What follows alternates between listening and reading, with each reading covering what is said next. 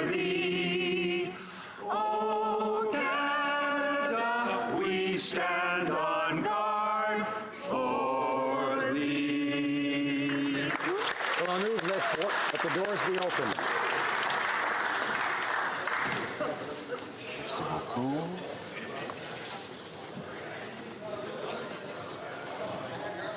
Statements by members. Déclaration de député. The honourable member for Calgary-Skyview. Thank you, Mr. Speaker. Mr. Speaker, this morning I woke to more bad news for Alberta, and the forecast is foreboding. The dark clouds of recession are on the horizon again, and Alberta's economy remains in a fragile state. And while we have managed to bolster domestic oil prices through curtailment, we are losing out on millions, even billions of dollars. Why? Because, Mr. Speaker, as I have mentioned once or twice before, we are lacking the ability to move our oil, and I would be remiss, Mr. Speaker, if I didn't spend these last weeks before the House rises reminding the government and indeed the members of this House our dire need for progress on this front. Not only the Albertans, but for all Canadians. My constituents are worried, and they have good cause to be so. Let's not play politics with the Canadian lives and Canadian jobs. Once and for all, it's time to move forward. I implore the government to approve the Trans Mountain Pipeline by June 18th so that we can have the shovel in the ground by July 1st. And let's get Alberta working again. Thank you, Mr. Speaker. Honourable member for Vaudreuil-Soulanges. Hear ye, hear ye, Mr. Speaker, ladies and gentlemen, and all citizens of Vaudreuil-Dorion will meet on June 5th, 6th, and 7th for the seigneurial to sing and play and eat and to celebrate the historical heritage of our community of Soulanges. We have a long history to celebrate. I would like to invite all noble ladies and gentlemen to join me at the Regional Museum with activities for the entire family so that you can see everything we have to offer. The honourable member for Sturgeon River Parkland. Mr. Speaker, this week is Victims and Survivors of Crime Week, dedicated to bringing awareness to victims. And today, I reflect upon a terrible crime committed near my community. On July 3rd, 2010, Lyle and Marie McCann of St. Albert went on a road trip. On July 5th, their motorhome was seen engulfed in flames, and their bodies were nowhere to be found. Their killer was arrested and, following years in the courts, was convicted. Now, nearly 9 years later, we still do not know the whereabouts of Lyle and Marie. That's why I introduced Bill C-437, known as McCann's Law, hoping to encourage killers to reveal the location of their victims. Right. This bill makes cooperation a factor in parole hearings and gives judges more authority to limit parole. All parliamentarians should support legislation that seeks to return the remains of victims to their families. It's time to put victims and their families first and pass McCann's Law. Hear, hear. Honourable member for Montarville.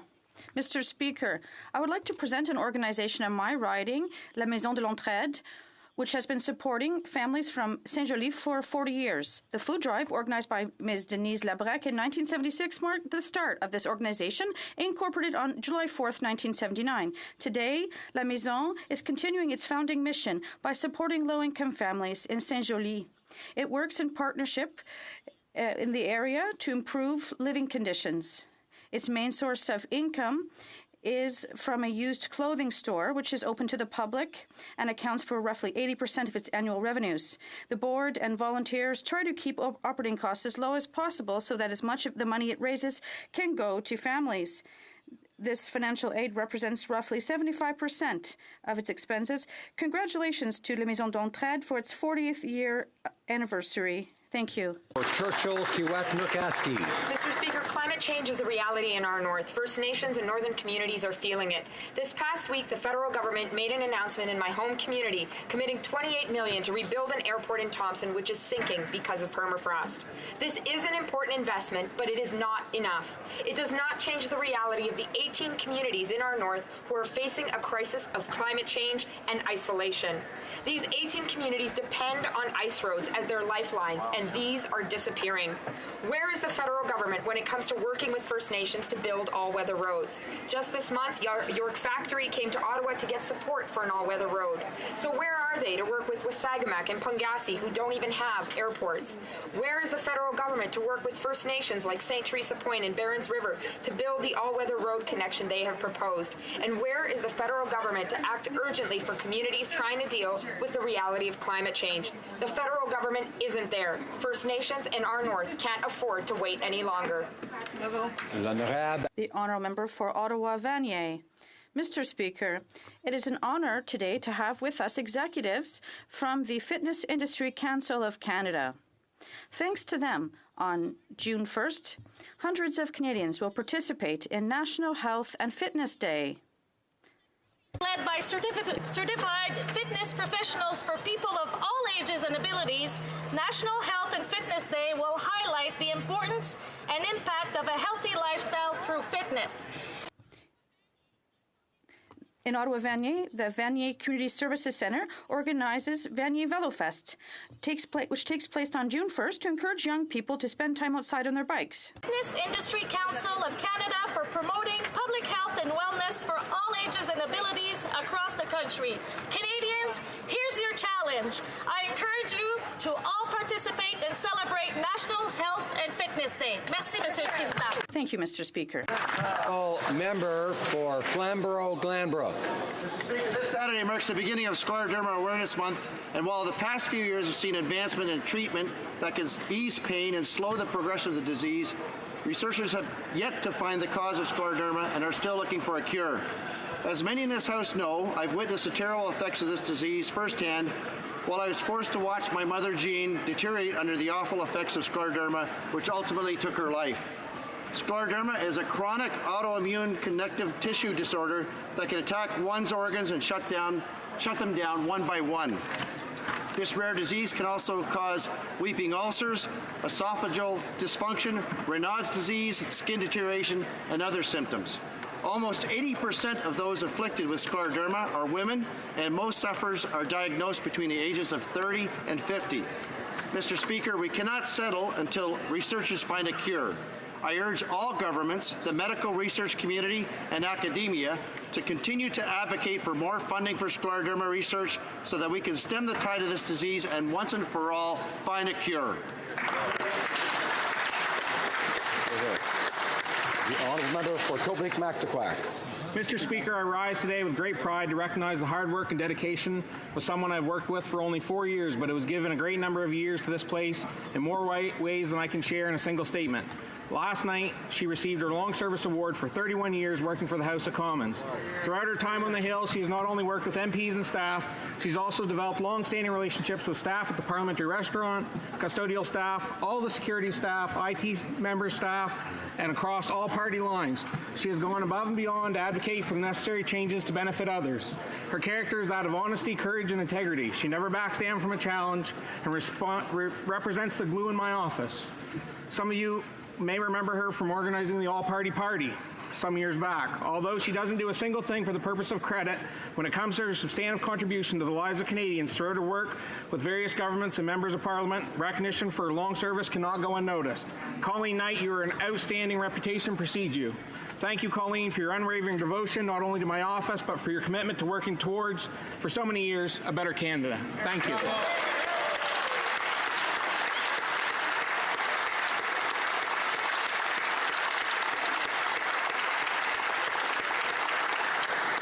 The honourable member for Kitchener Centre. Thank you, Mr. Speaker. The Lawrence Scholars Foundation awards outstanding young Canadians with a prestigious $100,000 scholarship for their post-secondary studies, helping them achieve their full potential. Out of 5,000 talented applicants, only 35 high school students were successful after a rigorous selection process. One of these, Mina Wasim, is from my community and attends high school in my riding. She is not just the president of the Cameron Heights Student Council, but is also a politically engaged youth who champions issues like mental health and diversity. Mina immigrated to Canada from Pakistan only 10 years ago, and yet through her hard work and strength of character, she's already had an incredible and lasting impact in our community. I congratulate Mina and invite my colleagues to join me in wishing her well as she continues on her journey. Good boy. Honourable Member for Lloydminster.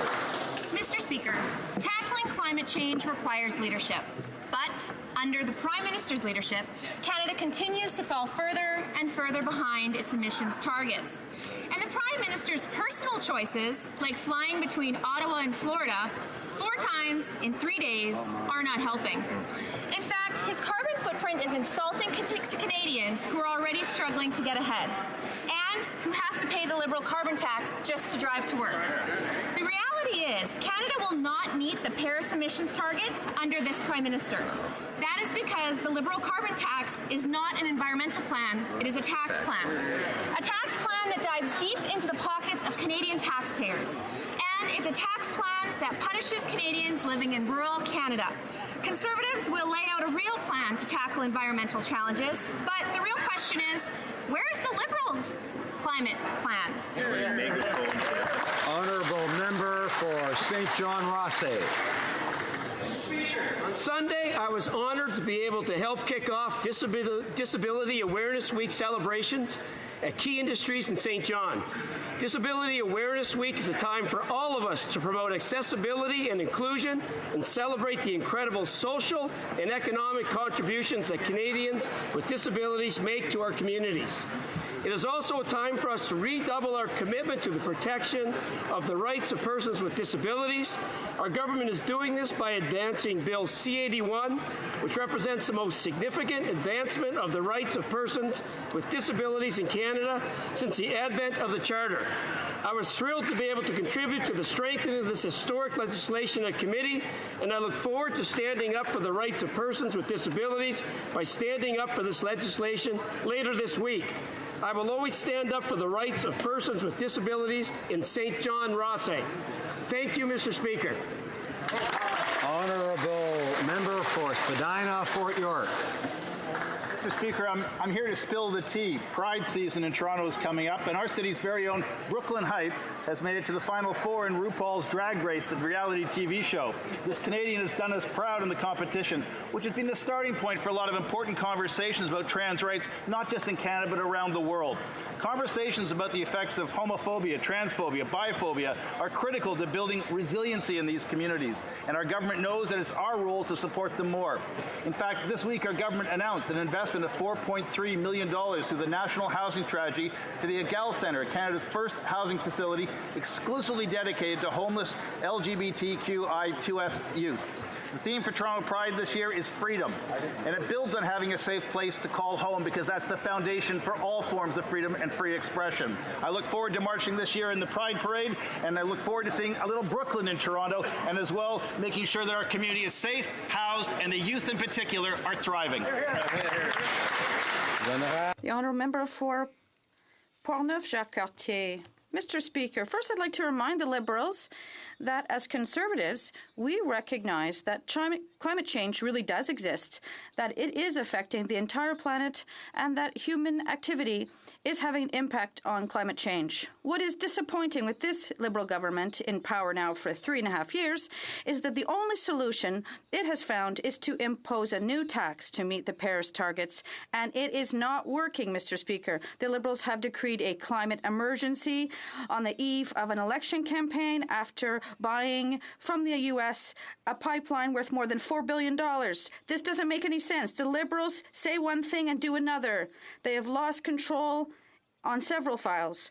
We need to get rid of them quick. Mr. Speaker, I would like to reassure Canadians that we will be tabling a real environmental plan to reach the Paris targets. Yes, us, the Conservatives, we will be responsible and take part in global climate efforts to reach our targets, Mr. Speaker. Honourable Member for Parkdale High Park. Mr. Speaker, 4 years ago, when students at Bishop Morocco Secondary School in my riding of Parkdale High Park saw the youth suicide crisis in Attawapiskat unfolding before their very eyes, they turned to their soccer coaches, Paulo and Dan, and asked what they could do. Together, they hatched an idea to fundraise and send their team to Attawapiskat to run a soccer camp. Then they did it again and again and again. For the last 4 years, these young people have been building bridges, developing trust, and learning from their Indigenous brothers and sisters in Attawapiskat. What started as a soccer camp is now a sports, dance, and multimedia initiative that connects 2 schools in Toronto, Bishop Morocco and St. Elizabeth, with the very school in Attawapiskat founded by Shannon Kostichin. Mr. Speaker, the story of Canada is truly about ordinary people doing extraordinary things. This project is one such shining example. I salute these youth in Toronto and Attawapiskat for their incredible efforts to address youth mental health and to advance reconciliation. Bravo. The honourable member for London Fanshawe. Mr. Speaker, Women Deliver will take place next week in Vancouver. This month, at Status of Women Committee, the Minister for Women and Gender Equity described this conference as the Feminist Olympics, an unfortunate comparison given the corruption there. The minister also stated that the Government of Canada is not and never has been in the business of providing core funding for capacity building to women's organizations. Allow me to correct her.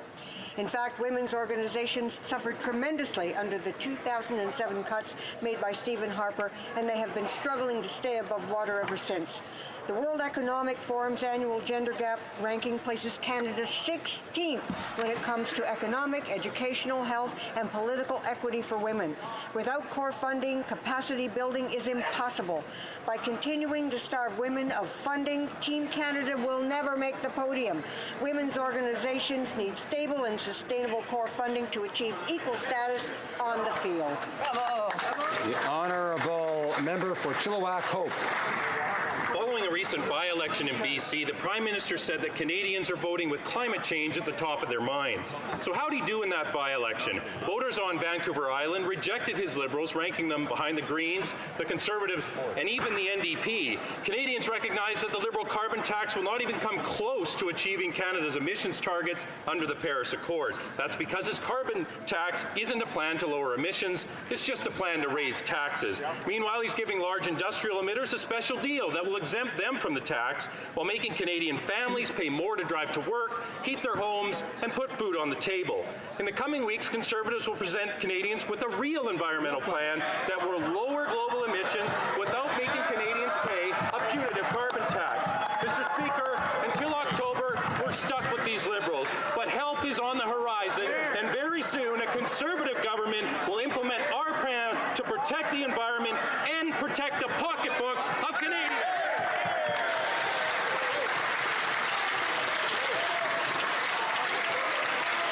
Honourable member order.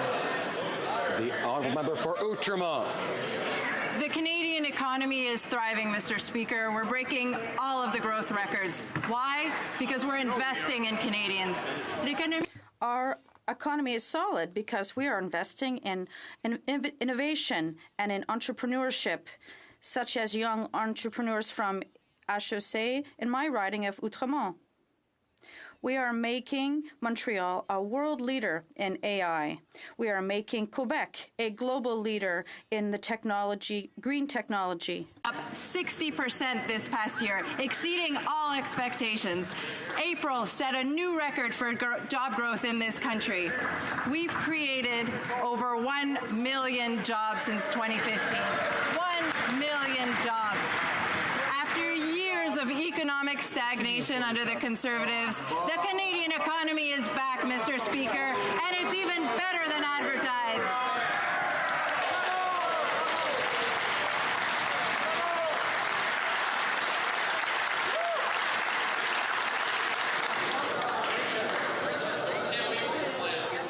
Order.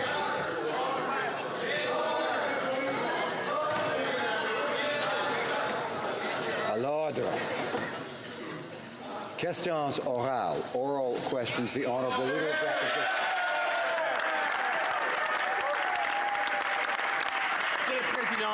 Mr. Speaker, this Prime Minister is the best thing that could happen to Donald Trump. He's given up on market access for our main exports. He's lost our influence and handed over all the power to Trump. And he backs down whenever he's at the table. President Trump is in command, and thanks to the Prime Minister, Canada is a mere onlooker. Why is the Prime Minister so proud of this historic humiliation? The Right Honourable Prime Minister. Mr. Speaker, under our watch, trade relations with the United States has resisted a great threat. We've signed a good deal for Canadians, but the Conservatives can't make their mind up. At first, they wanted to abdicate at all costs just to get any old deal. Then they supported the deal that we signed and supported its ratification, but they're all over the map on this. This government will defend Canadian workers and protect jobs. We will always be there for Canadians. The Honourable Leader of the Opposition. Speaker, let's remember, this Prime Minister promised a better NAFTA deal. And then he volunteered to renegotiate Canada's trading arrangement, and not only did he come back with concession after concession, with no wins at all, but he even signed a deal that still had steel and aluminum tariffs in place. And now we learn that there is language in the new agreement that suggests that Canada now has a quota by another name. So will the Prime Minister finally admit that this deal on steel tariffs is just not as advertised? The Right Honourable Prime Minister. Mr. Speaker, under our government, the United States trading relationship faced its greatest threat. So we worked hard to get a good deal for Canadians. Now, Conservatives can't make up their minds. In the beginning, they were in favor of us signing any old deal just to get things done and abdicating on it all the way Stephen Harper told them to. Then they opposed the good deal that we signed, that we negotiated with the help of all Canadians, and now they're in favor of the deal and they commit to ratifying it. They're all over the place, Mr. Speaker. We're staying focused on supporting Canadians, on fighting for workers.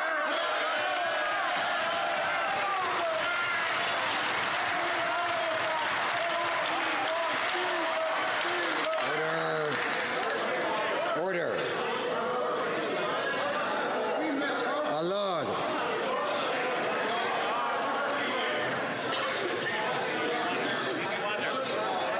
Order.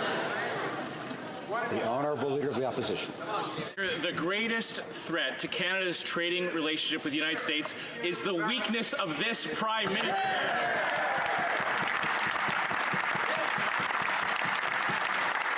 Any old deal would have been better than the deal that he came home with. Concession after concession after concession on dairy, on autos, on pharmaceuticals. And now, in order to get steel tariffs lifted, Mr. Speaker, he had to give away the only piece of leverage that Canada had. He's actually agreed not to put strategic tariffs on other U.S. industries. So once again, Mr. Speaker, why did the Prime Minister give Donald Trump... The Right Honourable Prime Minister. Mr. Speaker, Stephen Harper told everyone, no matter what, just abdicate to the United States. And that's exactly what the Conservatives were recommending we did. We stood strong alongside all Canadians, and we got a good deal for Canadians the way they expected it. But don't take any lessons from the Conservatives on trade. They couldn't get CETA done. They couldn't get the TPP done. It was this government that made sure that we are the only G7 country with a free trade deal with every other G7 country. That's what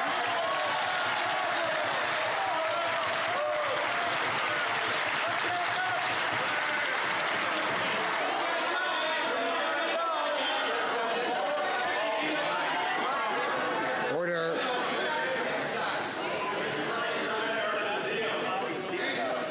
The Honourable Leader of the Opposition.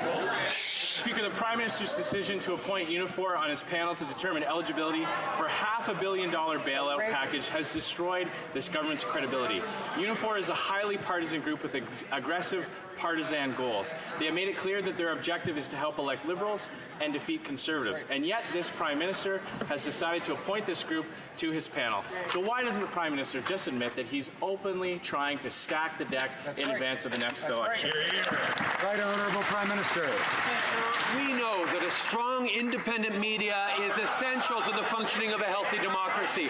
That is why we wanted to make sure on our independent panel that, unlike what the Conservatives want, it's not just newspaper owners and media giants that are on that panel. We need to make sure that hardworking journalists are well represented on that panel as well. But on this side of the House, Mr. Speaker, we will always defend labor. We will always defend workers, unlike the Conservatives that attack organized labor at every chance they get, including with 525 and 377 in the last Parliament. The Honourable Leader of the Opposition. Speaker, Jerry Diaz is not a journalist. He represents a union that has called itself the Resistance to Conservatives. It's bankrolling partisan attack ads put out by a third-party organization and run by high-level Liberal backroom veterans. There are other entities that could represent workers on this panel, but they chose to choose a Liberal-friendly partisan organization. Right. Now, it's very clear that this is just one aspect in the Prime Minister's attempt to rig the next election, including putting caps on Conservatives, but not on government spending announcements. Why? The Right Honourable Prime Minister. Mr. Speaker, we will make no apologies for putting forward an opportunity to build a strong independent media that is secure as we move forward, that makes sure that both employers and employees are represented. But, Mr. Speaker, it's absolutely laughable that the Conservatives, who were found guilty of election fraud in multiple past elections, give any lessons on independence. What they tried to do with their Unfair Elections Act was muzzle Elections Canada and preventing it from talking to young people, removing the right to vote from thousands of Aboriginal people, thousands of young people, right.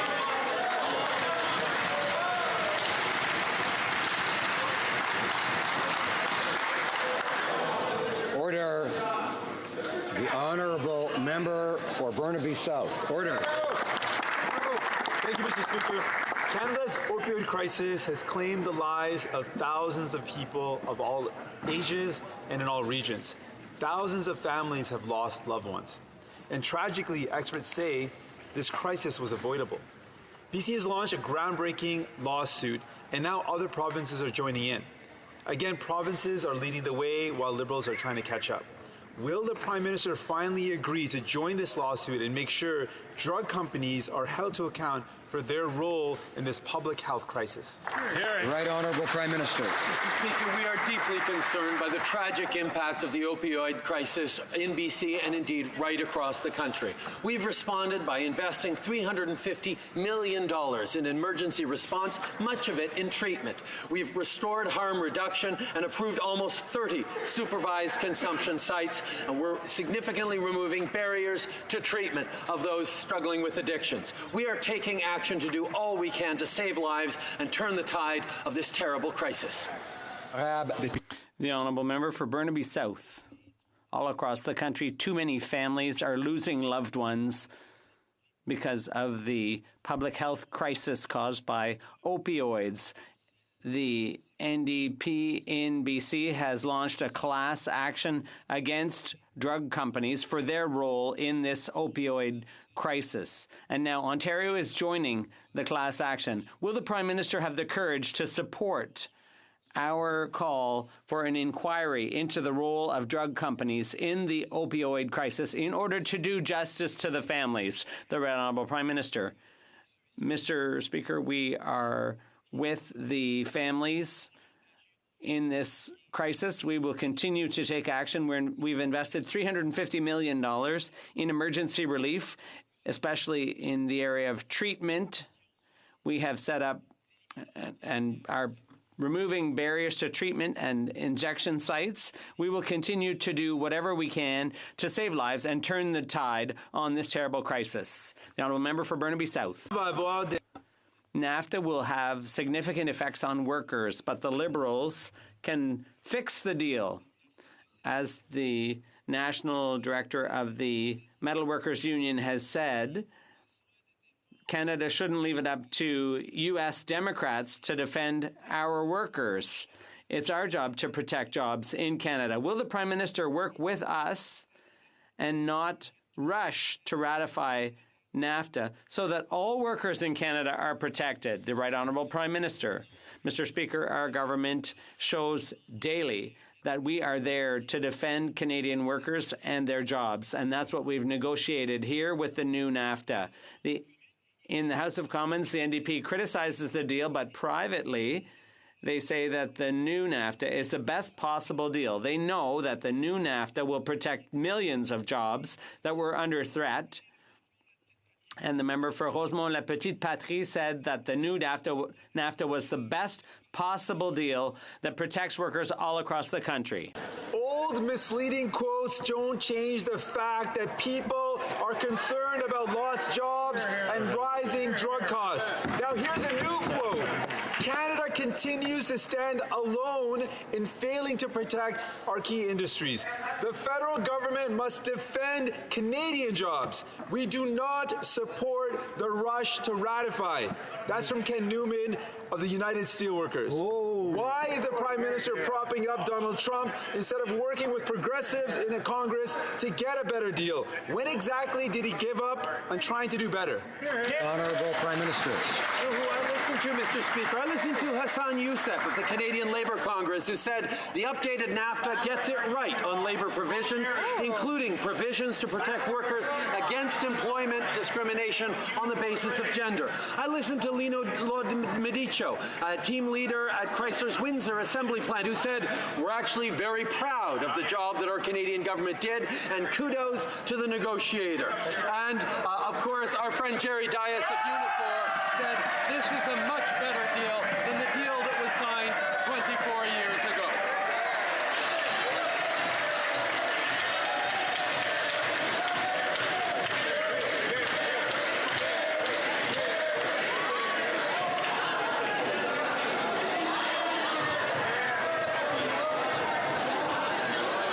Order. Everyone's having a good time. Order. The Honourable Opposition House Leader. Mr. Speaker, the Prime Minister's decision to put his friend Jerry Dias and the Unifor on the media funding panel, he's not my friend, I'm not sure how to say his name, how far this is going to show how far the Liberals would go trying to stack the deck in the next election. Unifor is overtly anti-conservative. They're planning to campaign against us in the next election. No one's denying that. I guess that's why he's the Prime Minister's friend. But they have no business being on this media panel decision-making process. Will the Prime Minister reverse this decision and remove his friend and Unifor from this media panel? Right Honourable Prime Minister. Mr. Speaker, on this side of the House, we know that a strong and independent media is the cornerstone of Canadian democracy, so we are acting to ensure that the media continue to hold elected officials to account. As part of that, we are ensuring that both employers and employees are represented on this independent panel. The Conservatives keep up their attacks on organized labor. We will defend workers right across this country. The Conservatives will keep up their attacks on the media, including on CBC, that the Leader of the Opposition committed to eliminate. We're going to stay focused on protecting the media. Order. We need to hear both the questions and the answers. I ask members to cooperate and show respect for each other. The Honourable Opposition House Leader. Well, Mr. Speaker, if the Prime Minister actually respected journalists, he would know that they don't want his friend Jerry and Unifor involved in this $500 million funding. Here's what they're saying about the impact it's going to have. They're saying it's disastrous for public trust. It erodes the independence and places us, journalists, in a permanent and inescapable conflict of interest. The Prime Minister is making a terrible decision, and he's using journalists as his cover. Will the Prime Minister stop putting journalists in this conflict of interest, reverse this decision, remove his friend Jerry and Unifor from this panel? Right Honourable Prime Minister.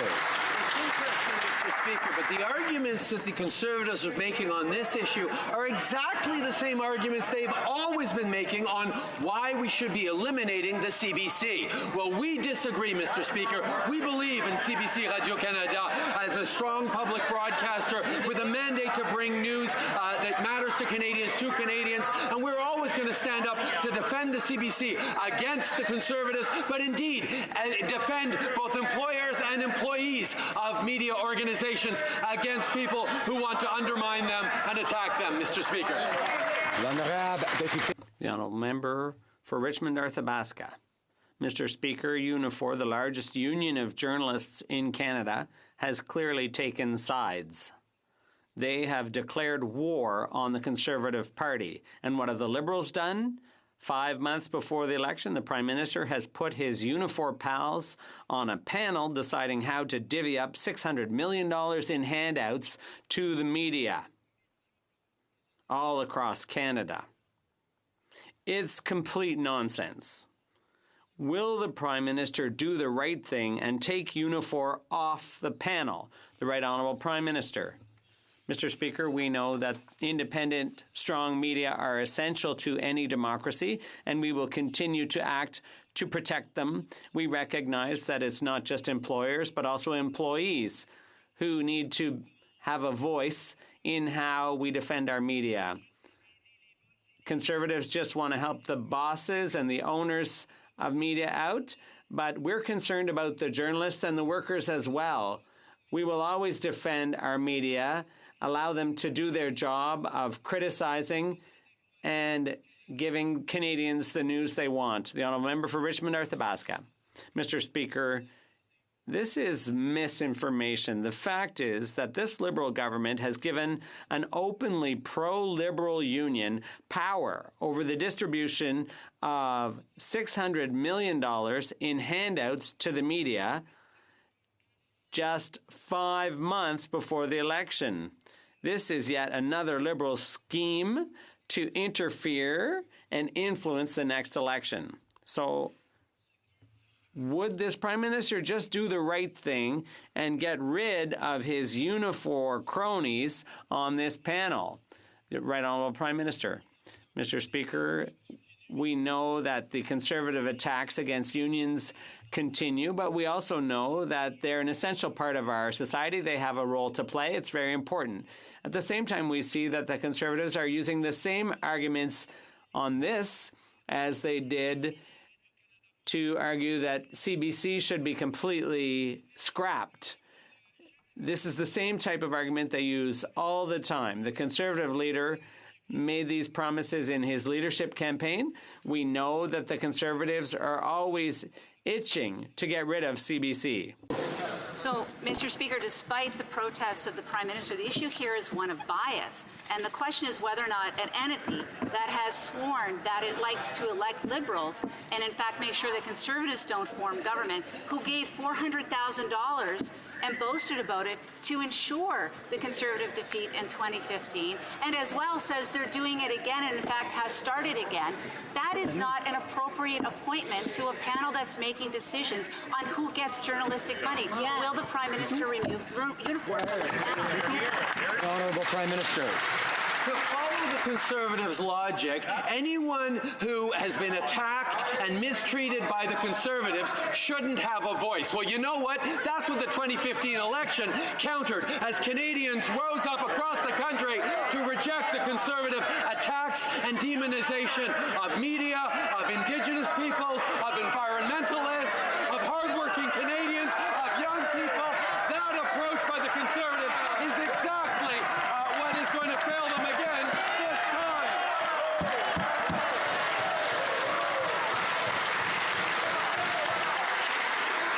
No. Quieter, everybody. Quieter. Quieter. Order. Order. Order. The honourable member for Milton. So, Mr. Speaker, this is actually embarrassing that the Prime Minister doesn't understand the concept of bias on a panel that's making decisions, but I shouldn't be surprised. This is the same Prime Minister who thinks it's okay to traipse across the line that separates the judicial system from the executive function of government. This is the same Prime Minister who thinks that ethical rules do not apply to him. This is the same Prime Minister who also made sure that he set up beforehand exactly what the outcome for Mark Norman would have been in terms of being charged. I take no lessons from this Prime Minister. Will he remove Unifor? Right Honourable Prime Minister. Mr. Speaker, defending our strong independent media is something that is essential to this government, indeed to all Canadians, if we're going to defend our democracy. And that means gathering a range of voices that represent different interests within the media universe to make sure that all voices are heard. And we, Mr. Speaker, feel that it is important that employees as well as employers are heard from on that panel. The fact that the Conservatives for many, many years unfairly attacked organized labor, attacked unions across this country, is now something they're complaining. The Honourable Member for Essex. Rushing the ratification of the new NAFTA as it stands will hurt workers, communities, and our environment. While Congress in the U.S. is fighting for a better deal, the Liberals are busy doing Donald Trump's dirty work. Do Liberals understand how much NAFTA has cost working people? We do, because unlike the Prime Minister, we work shoulder to shoulder with people who lost their jobs. This Prime Minister has no idea what this does to families. Liberals are telling working people that they are more interested in a trophy on the trade shelf than they are in improving their lives.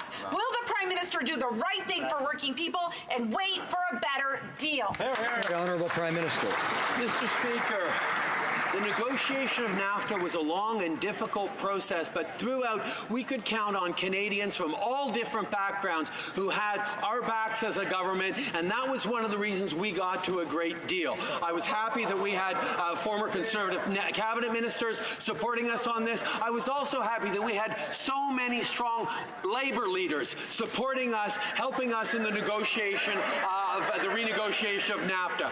That's why I thank organized Labour for their support of this new deal and continue to work with them to protect Canadian jobs. Honourable Member for the Smithfield Churchill River. Mr. Speaker, in February, the Minister announced funding to make much-needed safety improvements to the Fond du Lac Airport. But now they're telling the community that they need to apply again. Wow. For already promised funding. The Liberals are really quick to make promises for Northerners, but they act more like the Conservatives who never cared to invest in Northern Saskatchewan. Exactly. Northerners are tired of being betrayed by the Liberals. Will the Prime Minister commit to his promise to Fond du Lac and release the funding today? Right Honourable Prime Minister. Mr. Speaker, I had the tremendous pleasure of being in Northern Saskatchewan just a week and a half ago to meet with folks in Meadow Lake, to see the extraordinary work that's being done as we continue to invest in communities across Northern Saskatchewan. Indeed, as we continue to invest in Indigenous communities right across the country. Reconciliation happens when we work in partnership, when we invest historic amounts of money in communities, but mostly when we give communities the strength and ability to build their own futures. That is what reconciliation means, and that's what we will continue with. The member for Brantford Brant. The Liberals have been forced to confirm that they are cutting benefits for veterans with severe and permanent injuries under this Prime Minister's Veterans Pension Scheme. Veterans like Medrick Cousineau have received letters. Remember, that apparently there's a problem with the interpretation at the moment. Is it working now? I'd ask the member to begin again. The Liberals have been forced to confirm that they are cutting benefits for veterans with severe and permanent injuries under this Prime Minister's Veterans Pension Scheme. Veterans like Medrick Cousineau have received letters that provide the proof of the Prime Minister's betrayal. Disgusting. Even Liberal members of Parliament are calling this unacceptable. Does the Prime Minister agree with his Liberal MP from Nova Scotia, or does he still think veterans are asking for too much? The Right Honourable Prime Minister. Speaker, the well-being and financial security of our veterans has been our priority ever since we took office, because the Conservatives gutted Veterans Affairs to balance the budget and used them for photo walks. Well, we made our investments of over $10 billion new dollars in our Canada's veterans, so they're better supported. We're delivering on the promise to reintroduce the new pension for life, and that policy was designed so that every injured veteran is better off under our new system than they were under the old one, and I have instructed Veterans Affairs to ensure that that is the case in every single case. The Honourable Member for Chicoutimi-Le Fjord. Mr. Speaker, Medric Cousineau has joined the chorus of voices saying not all veterans are being treated equally under the Pension for Life program. A Nova Scotia Liberal MP said if any veteran received less, that would be unacceptable. I recall the Prime Minister saying that what veterans were asking for was more than the government could afford. Does the Prime Minister agree with what one of his own MPs said? The Right Honourable Prime Minister. The financial security and well-being of our veterans has always been our absolute priority. The Conservatives made cuts to services to veterans in an effort to balance the books at all costs. We have invested over $10 billion in greater support for veterans, keeping our promise to introduce a new pension for life. And under this policy, all veterans should be better off than they were under the old system. And I've asked the department to ensure that that is always the case. The Honourable Member for Beauport-Limoilou. Mr. Speaker, the Prime Minister is our head of government.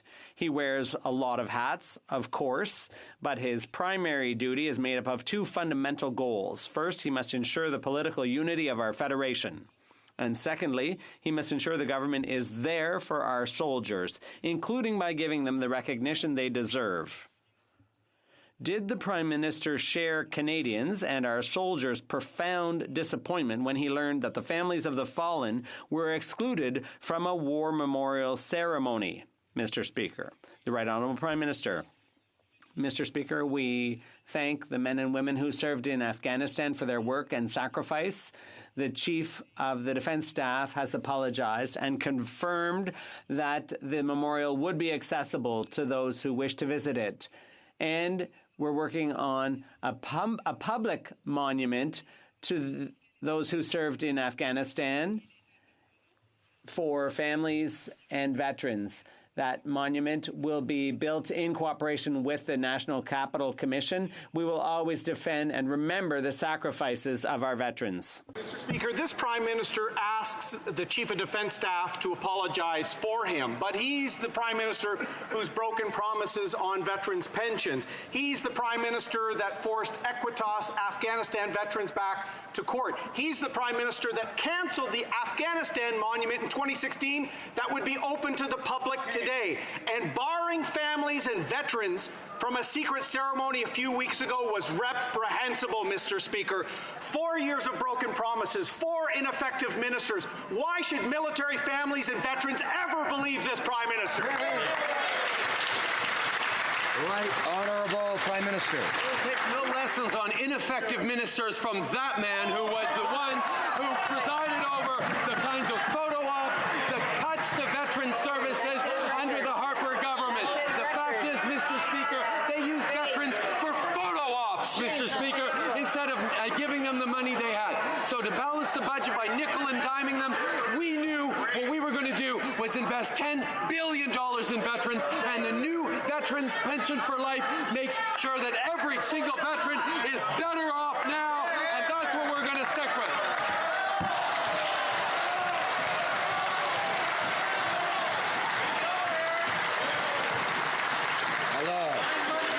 Order. Alors. Order. Honorable. Order.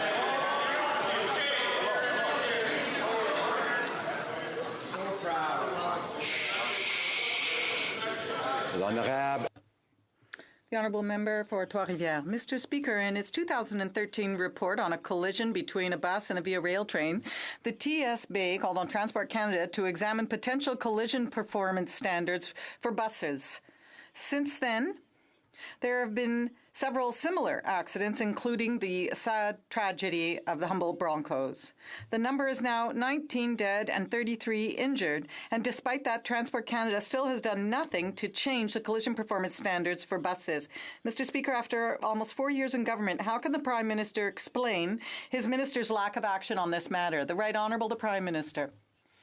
Mr. Speaker, on the contrary, the Minister of Transport has been very active on new standards and new ways of bringing in measures to protect Canadians. This is his priority, and it's the priority for this government, and that is to make sure that Canadians and Canadian travelers are safe when they travel internationally and in this country. We'll continue to put Canadian safety first, and we will take the necessary steps to make sure that that will always be the case. The Honourable Member for Jonquière.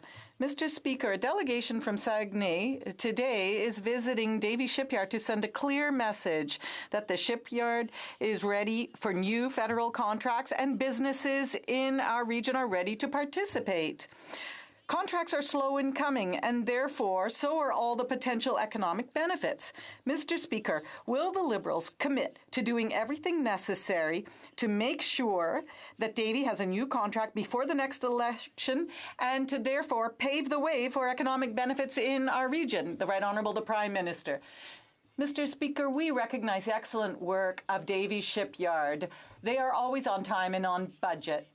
The Conservatives had excluded Davie from their national shipbuilding strategy, but we have granted $1.5 billion in contracts in businesses in Quebec and over $700 million and in other places. We are always going to make sure that there are contracts, and we have invested in 2 new ships so far, and including on the East Coast.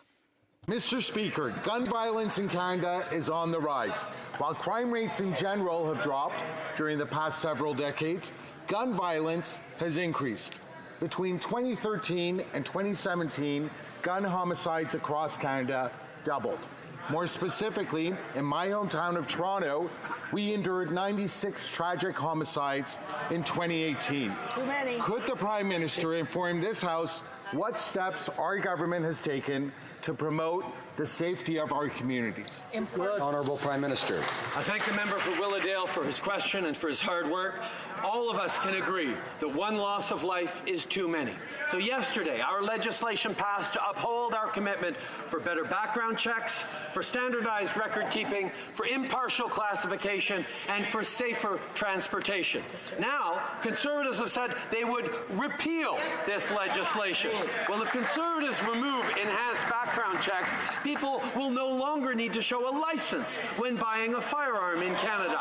So, together with new federal investments, this bill will combat gun violence and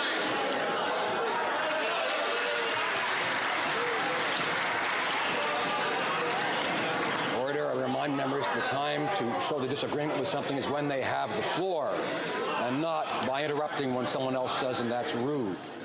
The Honourable Member for Kamloops, Thompson Caribou. Mr. Speaker, the Prime Minister's failure to get Trans Mountain built has contributed to high sky gas prices in British Columbia. However, he says that is exactly what he wants. So for rural people in my riding, they have no options. They cannot take public transit. They can't take jerry cans across for cheaper gas in the U.S.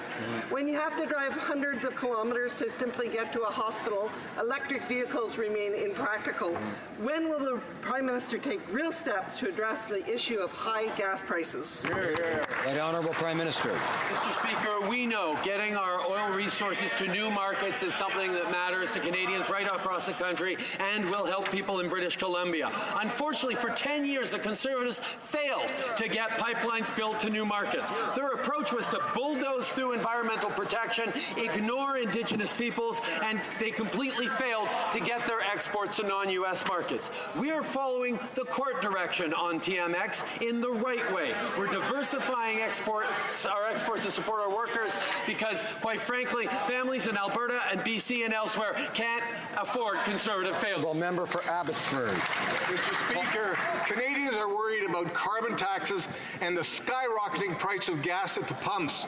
The Prime Minister himself has said, quote, "That's exactly what we want," end quote. The Liberals' own secret documents show they plan to raise the carbon tax by another 60 cents per litre. When will the Prime Minister admit that his carbon tax is nothing more than a blatant cash grab that will hurt struggling Canadians? The Honourable Prime Minister. Speaker, it's been almost 400 days since the Leader of the Opposition promised a plan to fight climate change. And all they've been doing is dragging their feet and encouraging their friends to take the government to court instead of fighting climate change. I was happy to note, Mr. Speaker, that 97% of Canadians eligible for the climate incentive actually collected that, which means families are better off with our price on pollution than they were before as we fight climate change, because Canadians know we have to fight climate change to build a strong economy. Honourable member for Carleton. Well, the Prime Minister is following the direction of his Environment Minister, who said this week, if you actually say it louder, we've learned in the House of Commons, if you repeat it, if you say it louder, if that is your talking point, people will totally believe it. So just go it. Order. Honourable member for Carleton has the floor. Order. Start again. Even they're following the plan of the Liberal Environment Minister, screaming louder and louder to cover up the truth. The Prime Minister said $1.60 a litre gas prices in BC are exactly what he wants. Will he admit that that is where all prices are going across Canada once his carbon tax is fully implemented? Honourable Prime Minister. Speaker, once again, the Conservatives are playing the same old game of trying to pit Canadians against each other and distract from the fact that climate change is a real and pressing challenge to communities right across the country. Extreme wildfires, the incredible flooding right across the country, greater drought periods. These are challenges that are costing Canadian families thousands upon thousands of dollars and the economy millions upon billions of dollars.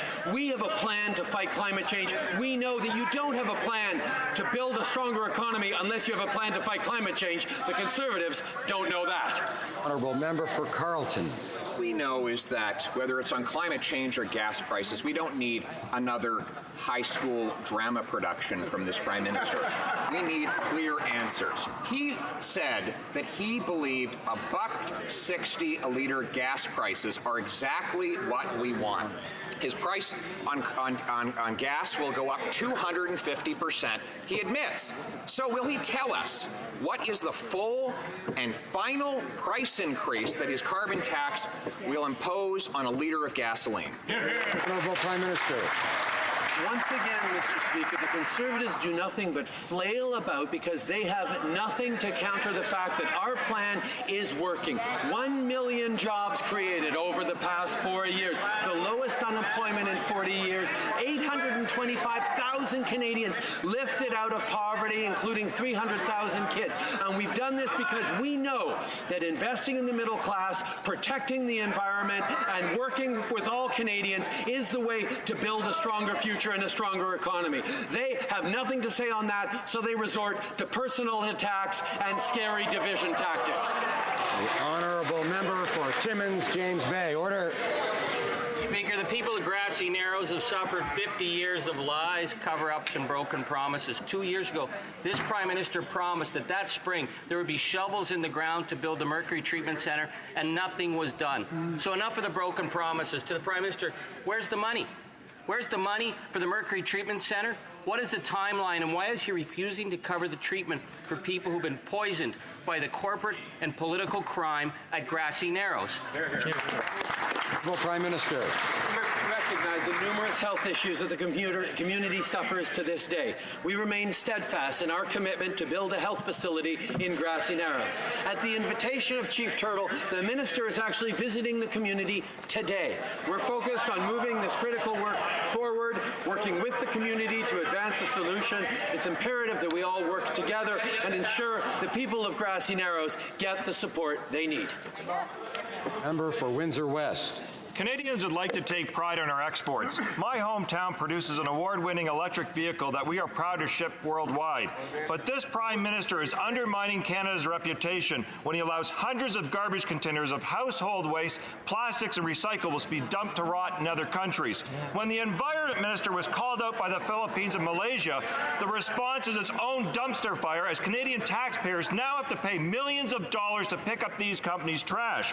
The PM won't sign the Basil Ban Amendment to stop companies from doing this. So will he inform the House how many more countries he will allow to be his personal dumping destinations? Right, Honourable Prime Minister. Mr. Speaker, we agree with the NDP that it was shameful that the Harper government allowed garbage to be exported without permits or safeguards.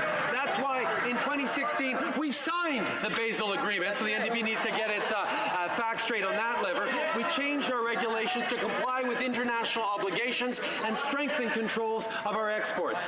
Despite this garbage having been exported to the Philippines under the Harper government, we are doing the right thing and bringing it back to Canada to ensure that it is properly disposed of. The honourable member for Aurora, Oak Ridges, Richmond Hill. Mr. Speaker, 2 men were recently arrested in Richmond Hill for possessing explosive materials. At the time, the Minister of Public Safety dismissed the incident, claiming it was not a national security matter.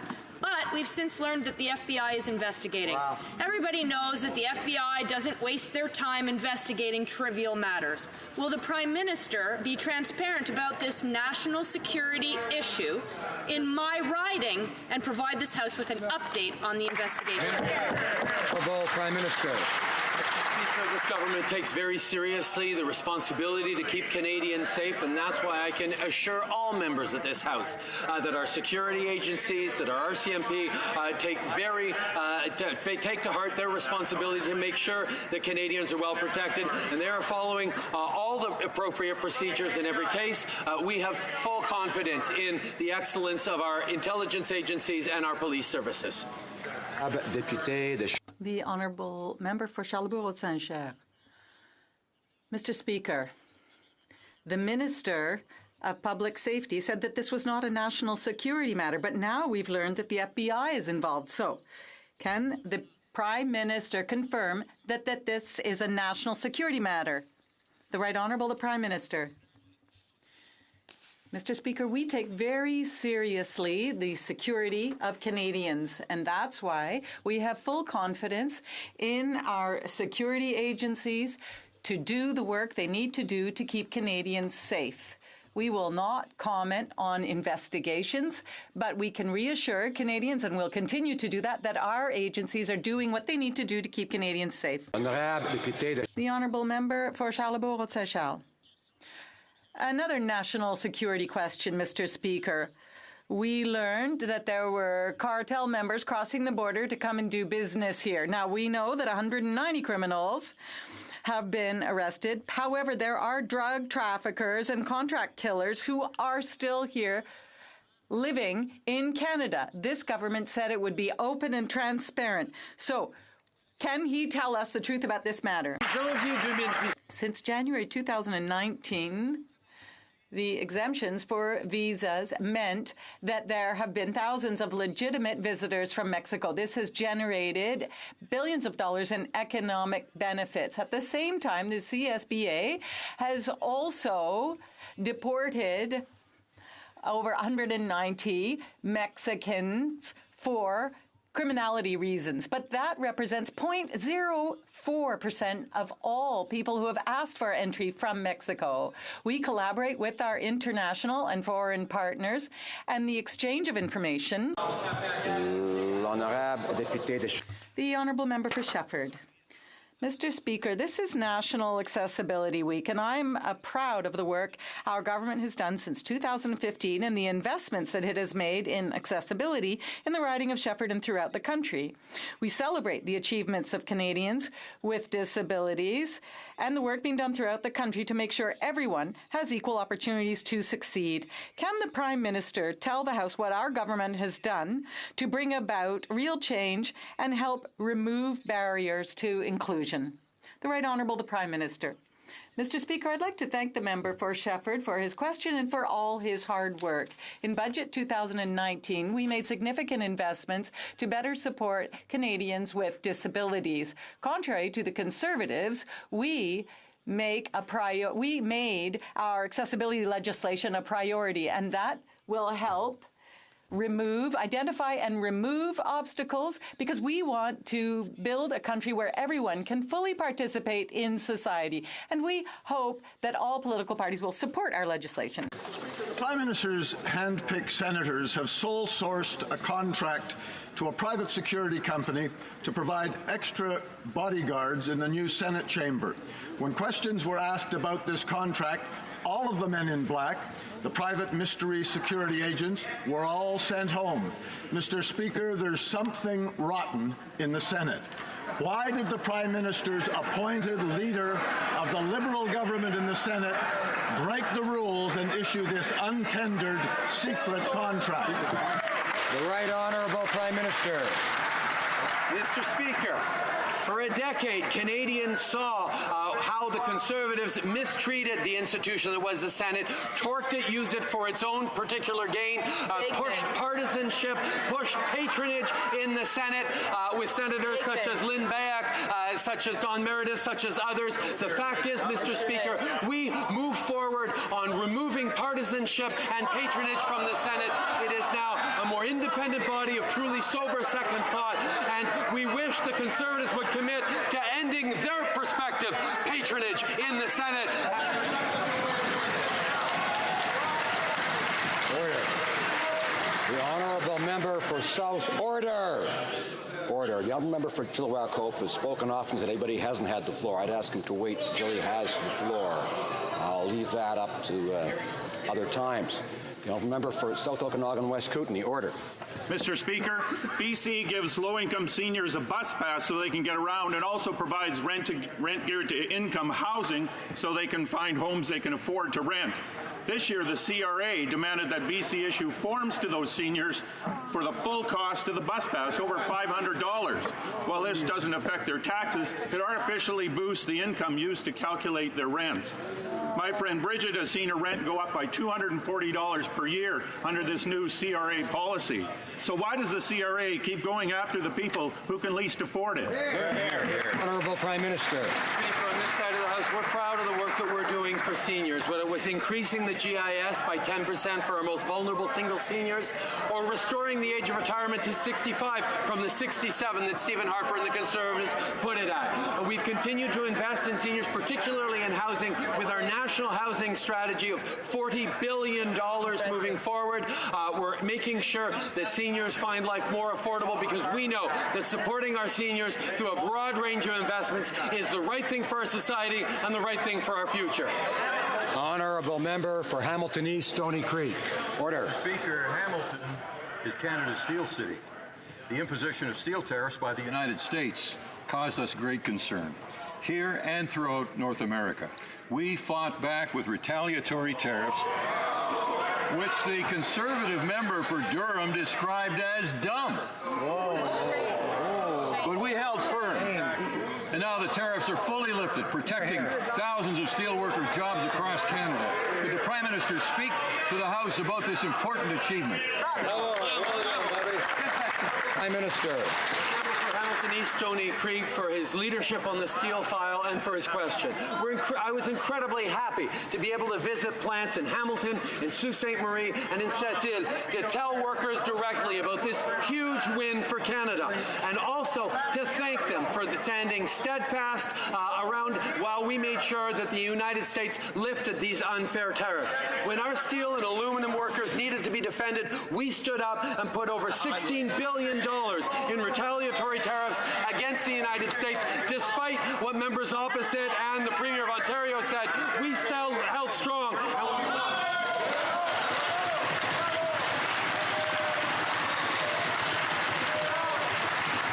The Honourable Leader of the Opposition.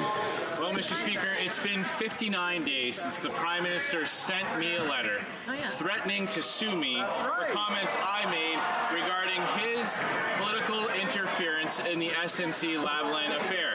Now, not only did I not withdraw or apologize for my remarks, I repeated them word for word outside of the House of Commons. So, will the Prime Minister tell me on what date I can expect to see him in court testifying under oath for his role in the SNC-Lavalin affair? Right, Honourable Prime Minister. In a time of misinformation and fake news and populism, the opposition leader doubling down on misleading Canadians. It shows that he's still following Stephen Harper's playbook. We put him on notice because he and his party have history of making false and defamatory statements. That's what he did in December against the Minister of Innovation. He was forced to swallow his words and retract his statements. Well, we will not stand by while he tries to mislead Canadians again. Order.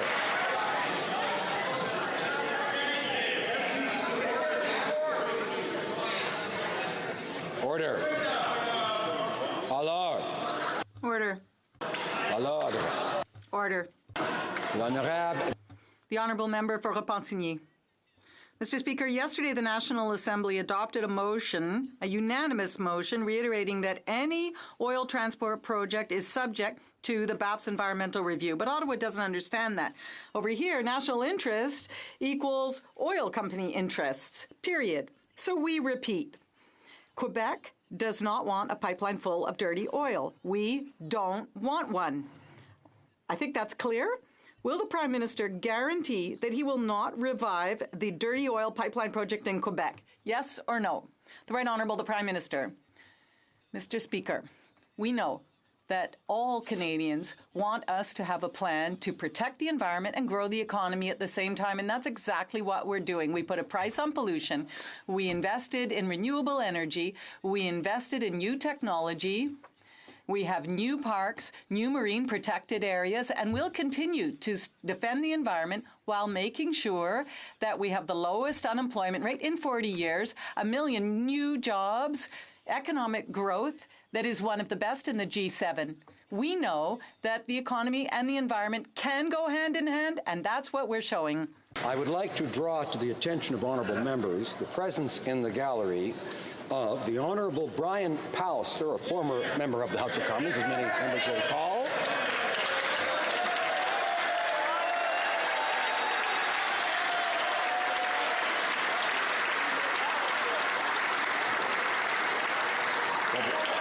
We can't order. We can't leave it there. Also, former provincial minister and current premier of the province of Manitoba.